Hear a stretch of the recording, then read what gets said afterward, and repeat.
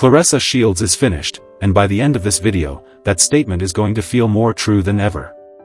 Before we go any further, I hope every single one of you is doing well, because for the reckless meltdowns, the funeral day threats, the missing money, the married man, the flash sale carnival, and the family war we are about to walk through, well, happy Friday. I hope all of you are ready. Because this is going to be one of those videos. Maybe one of the wildest breakdowns I have ever put together, and if you know what to do, do it now. Leave a like, and really leave all of those likes, because I want every single one of us standing shoulder to shoulder here to send a message to a woman who thought she could bully her whole bloodline over a married rapper. I am not going to say anything else. It is all going to come together in a moment. And while you are at it, hit that subscribe button and turn on the bell, because part 2 of this story is dropping the moment new receipts land, and trust me, more receipts are coming. That much I can promise. But now, that is the end of the good news for a little while, because what we have to talk about, and what is going to tie every single piece of this saga together, well, it is the self-proclaimed GWOAT herself, and the imploding empire she just torched live on her own broadcast. Let me set the table.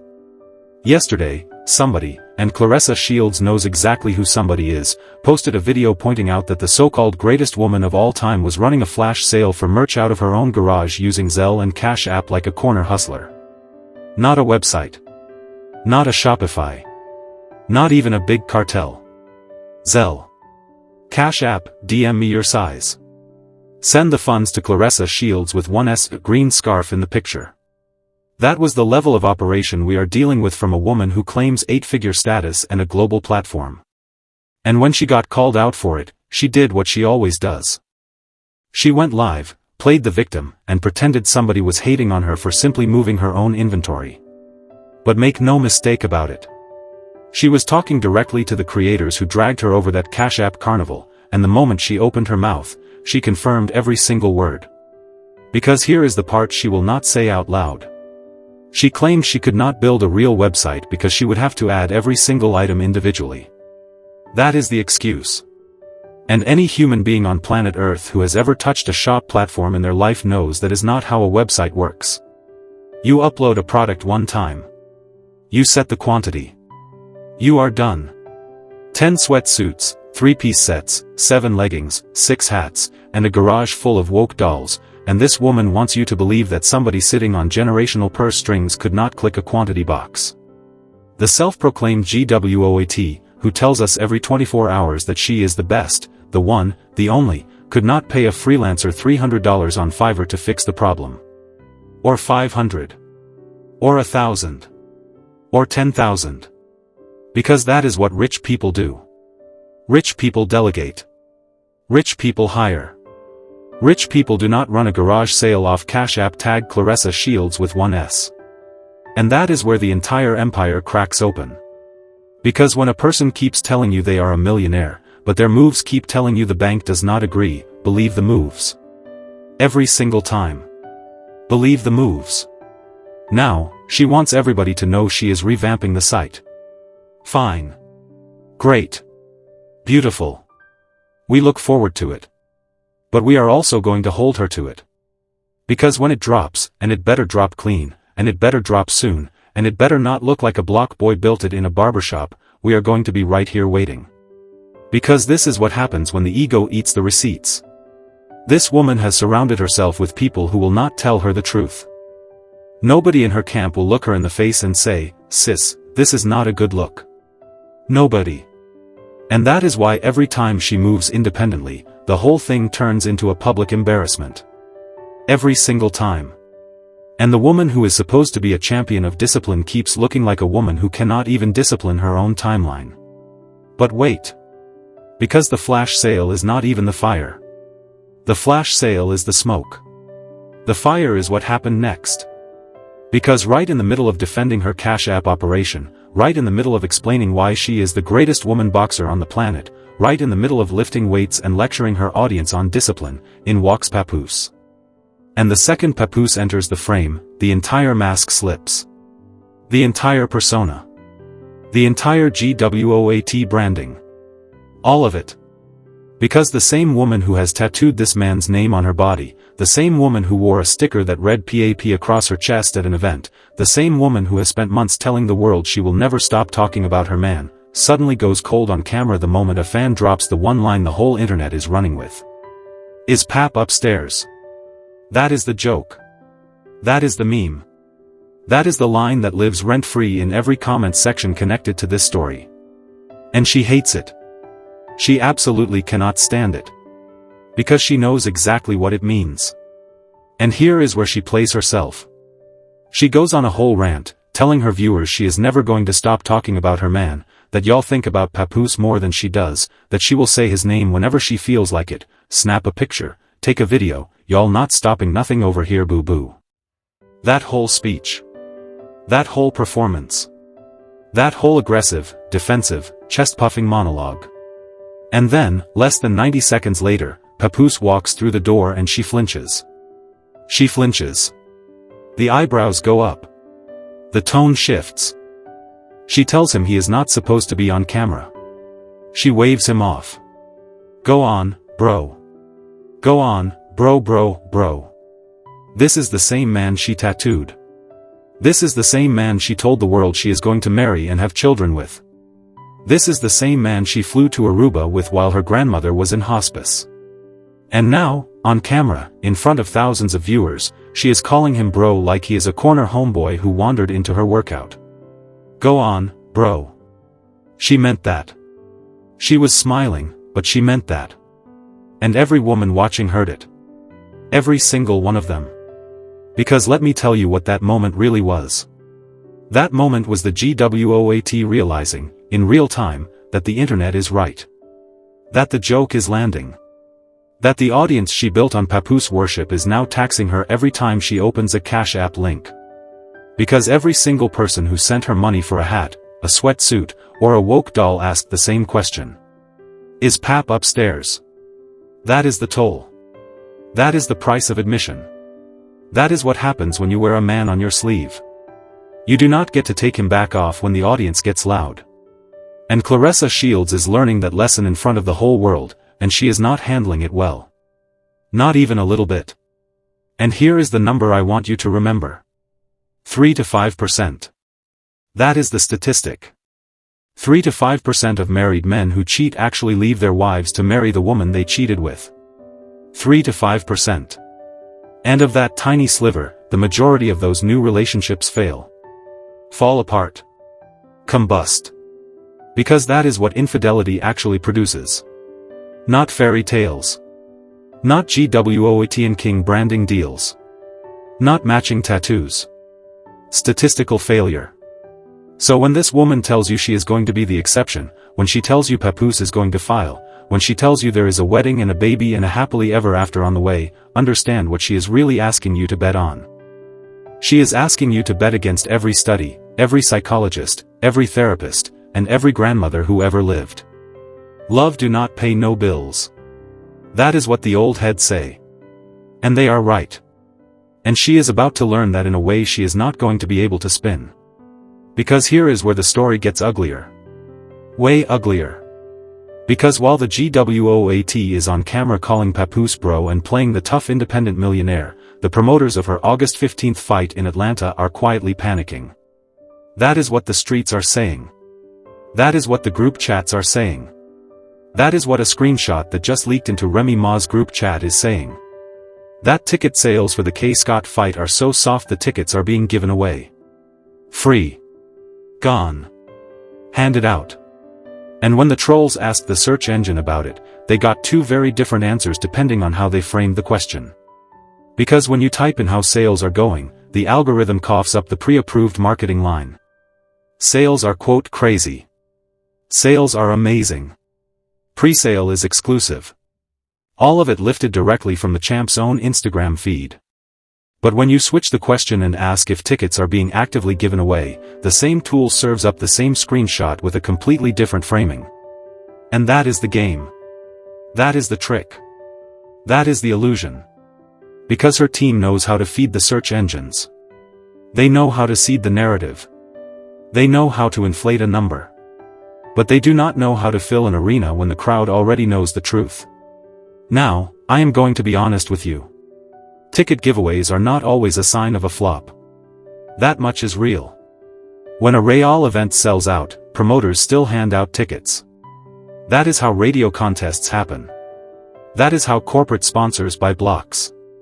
That is how community programs get filled seats.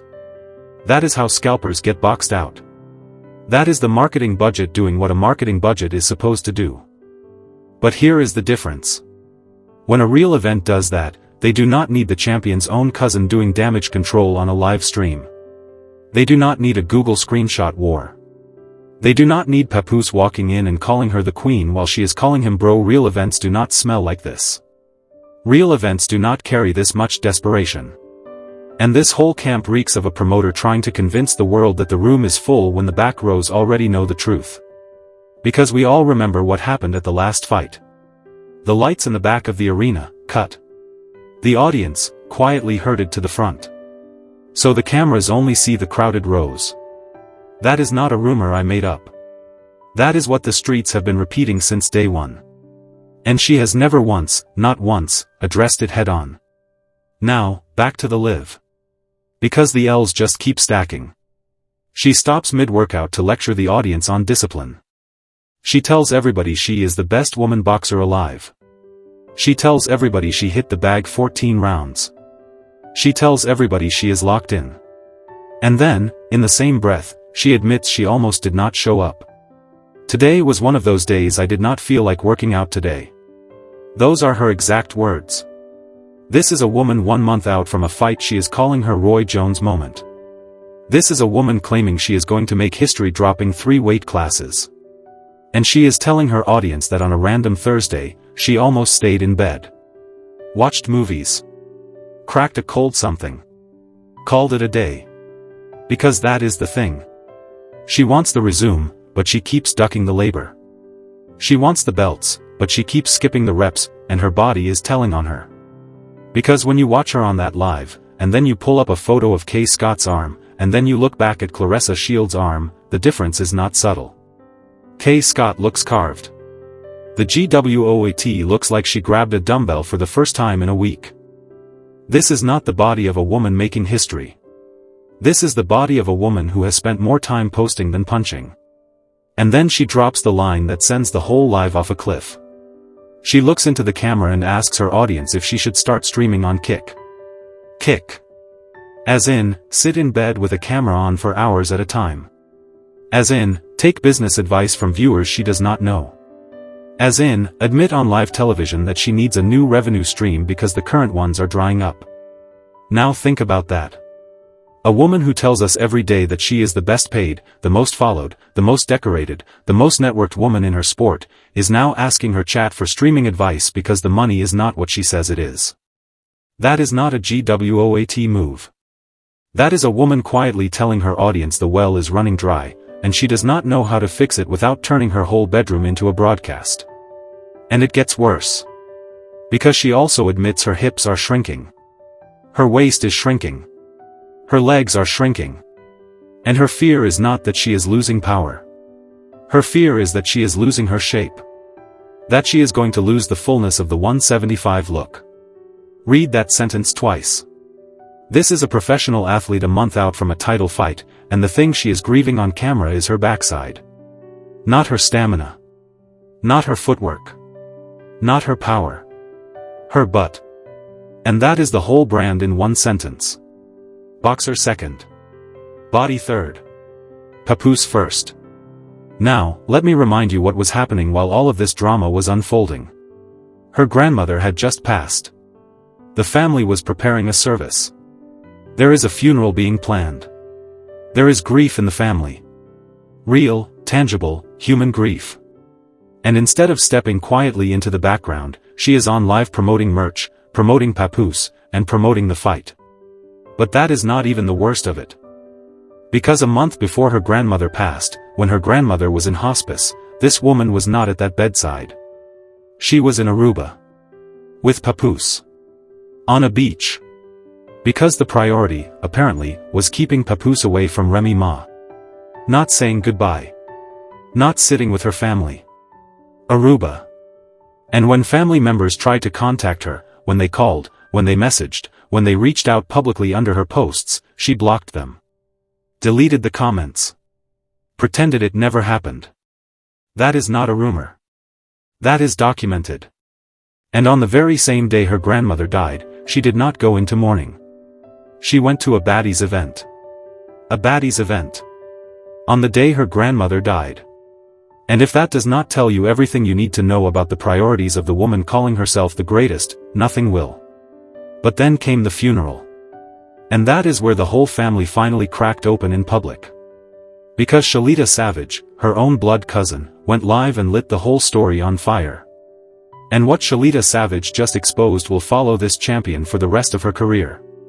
Because according to Shalita Savage, Claressa Shields hired a private security detail to keep her own blood cousin out of their own grandmother's funeral. Read that again.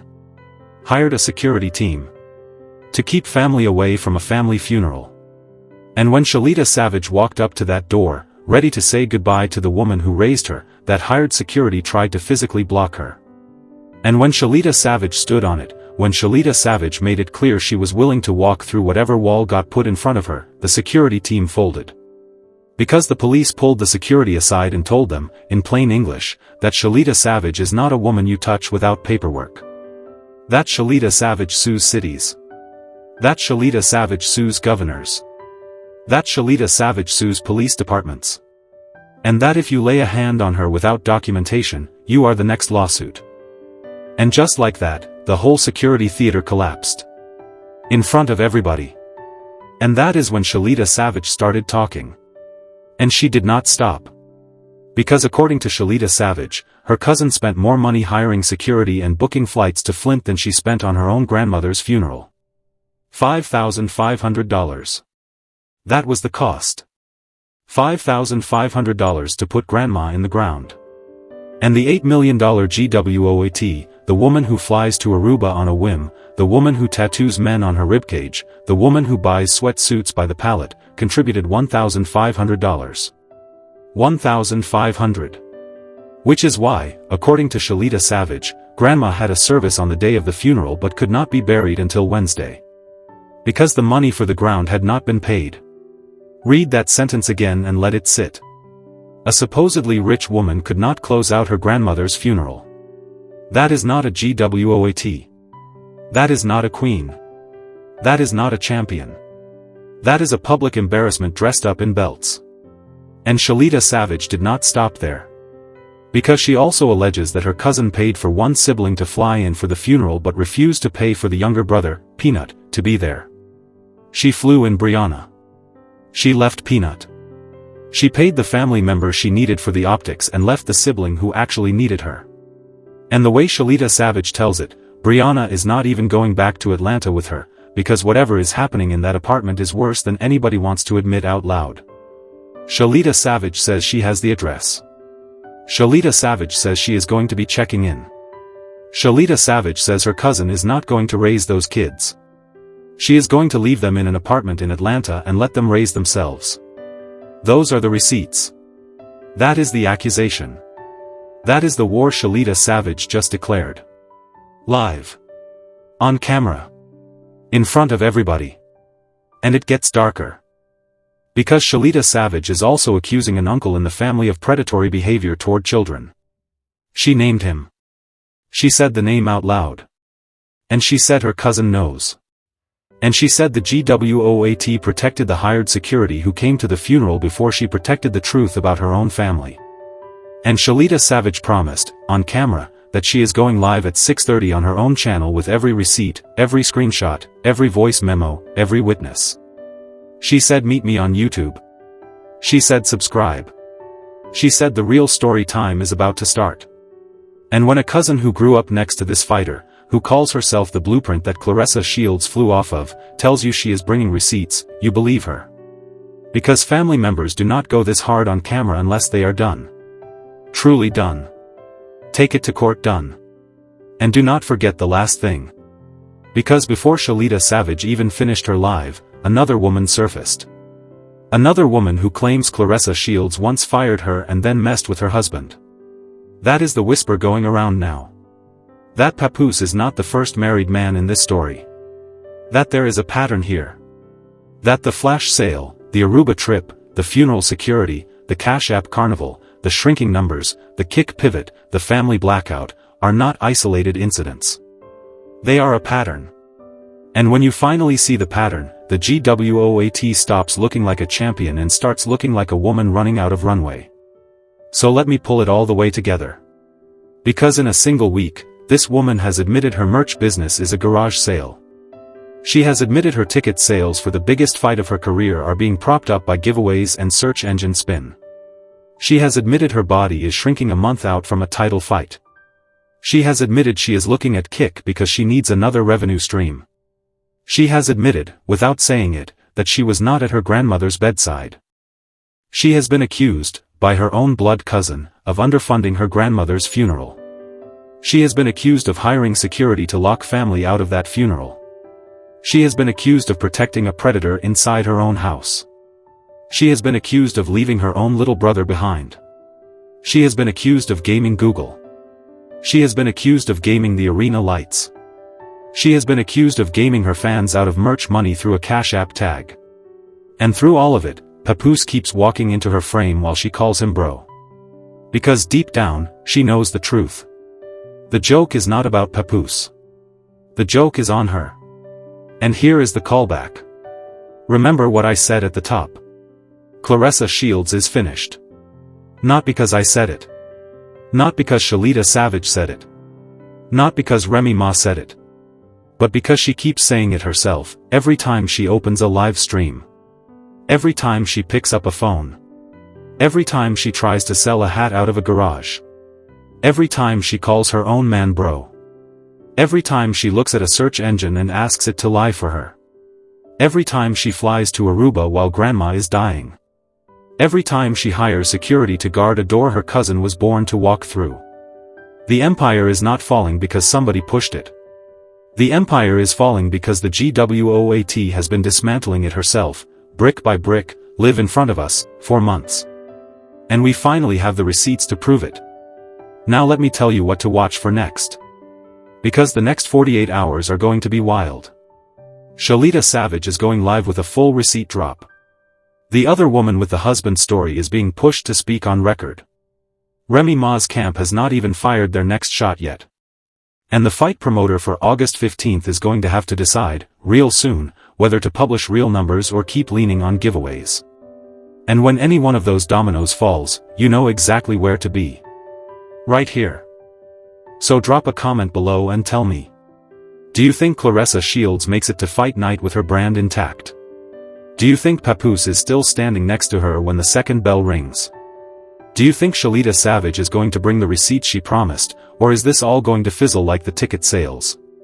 And do you think there is a single person left in her camp brave enough to tell her the truth? Let me know. Let me know in the comments.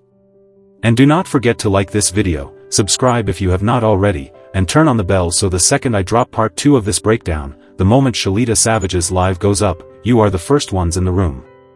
Because trust me, this story is only getting started. And if you like this breakdown, do yourself a favor and check the next video on your end screen right now. Because the deeper you go, the darker this whole thing gets. And I promise you, you are not going to want to miss what comes next.